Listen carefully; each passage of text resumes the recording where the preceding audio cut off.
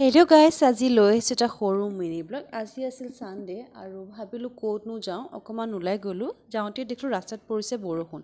ক'ত যাম বুলি ভাবি গৈ পালোঁ নেহেৰু জুলজিকেল পাৰ্ক আৰু বতৰটো এই ৰ'দ এই বৰষুণ দি আছিল যাওঁতে বহুত গৰম লাগিলে তাৰ কাৰণে খাই ল'লোঁ কুঁহিয়াৰ ৰস আৰু চিঙেৰা তাৰপিছতে আমি খাই কৰি পেলাই টিকেট কাটিব গ'লোঁ আৰু বহুত ভিৰ আছিল টিকেট কাউণ্টাৰত তাতে যেনে তেনে টিকেটটো কাটি মেপখন চাই পেলাই পালোঁগৈ ভিতৰ ইয়াত ইমান ধুনীয়া ধুনীয়া কাছ কেইটামান আছিলে এনেকৈ সকলোখিনি চাই কৰি এখন তাতে ধুনীয়া বাটাৰফ্লাই পাৰ্ক আছিলে আমি গৈ পেলাই বাটাৰফ্লাই পাৰ্কখনো চালোঁ তাৰপিছত আমাৰ চাফাৰীৰ কাৰণে টিকেট বুক কৰা হৈ আছিলে এঘণ্টামান ৰখাৰ পিছত আমি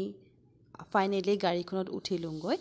আৰু তাৰপিছত আমি সকলোখিনি জন্তু এফালৰ পৰা চাই গ'লোঁ